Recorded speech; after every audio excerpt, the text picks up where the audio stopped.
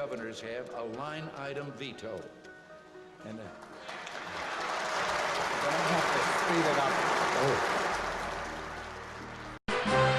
In 1998, America's attention was focused on scandal in the Oval Office. Public concern over this new round of suspected Clinton wrongdoings finally pushed Congress to act. However, news coverage implied that purely mean-spirited partisanship motivated the proceedings. The great story here is this vast right-wing conspiracy that has been conspiring against my husband since the day he announced for president. Suddenly, For the first time since Richard Nixon, a United States president faced the strong possibility of impeachment. Yet only a handful of viewers would learn the actual reasons why.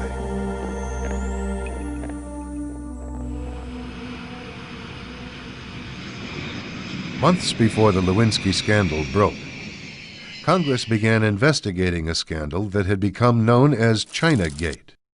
Evidence suggested that the Clinton administration had compromised U.S. security in order to finance its re-election campaign. The Communist government of China was eager to acquire sensitive U.S. military technology and economic concessions. Through international money laundering, China funneled contributions into U.S. election campaigns and obtained privileged access to top U.S. officials. The communist money trail led all the way up to the Oval Office. If these facts were widely publicized, Clinton would face impeachment on grounds of bribery and perhaps even treason. But the media misdirected public attention. Americans were told over and over again in 1,000 different ways that the only real complaints against Clinton were that he lied about sex. Yet more than a dozen of Clinton's appointees, business associates, and close friends were convicted of felonies since he assumed office in 1993.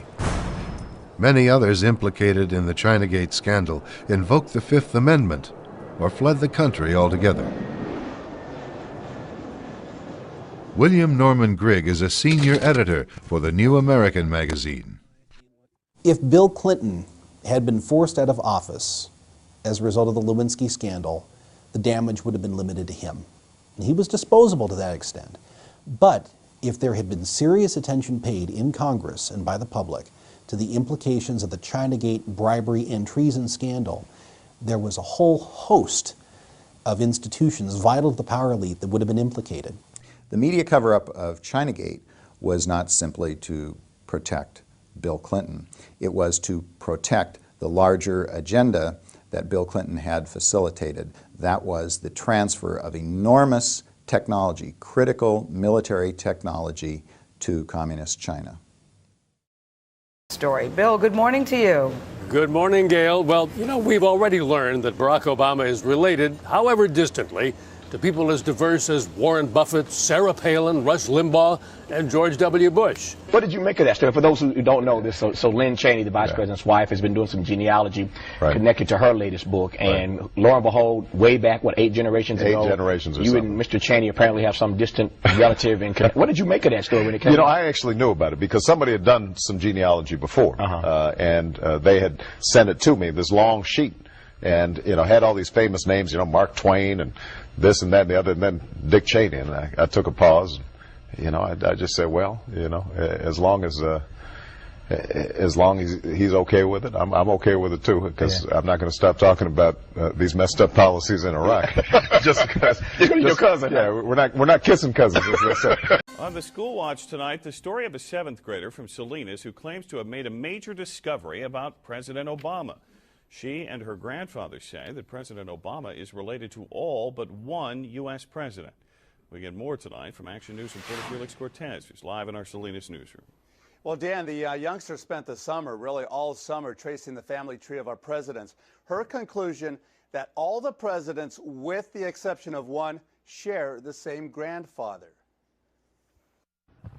Well, first we start off with George Washington at the top, and then it goes to John Adams, Thomas Jefferson. 11-year-old BRIDGEANNE Davigno says she's made a first-of-its-kind discovery that President Obama and all the presidents before him, with the exception of one, are related and descendants of a former king of England. No, they are all cousins, and they're grandsons of John Lackland. Davigno says she spent countless hours on the internet over the summer researching the lineage of our presidents, a project that started with her trying to trace her own family tree. But I'm the first historian to do all the presidents. I'm very glad I got this done, and I think it will turn out to be a success. The Monte Vista Christian 7th grader has written President Obama to tell him the presidents before him are his cousins. She hopes to present this family tree chart personally to the president. But BRIDGEANNE has her skeptics, including this reporter. Her biggest supporter and firm believer that Obama is a descendant of a former king of England is no doubt her mother. If you have a child, and they have a child, and they have a child, and they have a child, and they have a child, Like names change. all she's saying is this guy is the great, 25th, 27th, depending on what line it is. He created all this family. So do I believe it? Yes. It's hard, but it's true. Well, Mom said it. Hard to believe, but you got to give the little girl an A+ for at least trying to do that and trying to accomplish that feat. And by the way, BRIDGEANNE has concluded she's the 11th cousin of President Obama. Dan, Aaron. All right, very good. Thank you, Felix. So who is the one that President Barack Obama is not related to, according to the 7th grader? Martin Van Buren, 8th President of the United States, first U.S. president born in the U.S. Van Buren was a widowed farmer and tavern keeper from New York who helped form the Democratic Party. Served one term as president. His ancestry is Dutch, and according to the Salinas 7th grader, all of the other presidents are of English ancestry.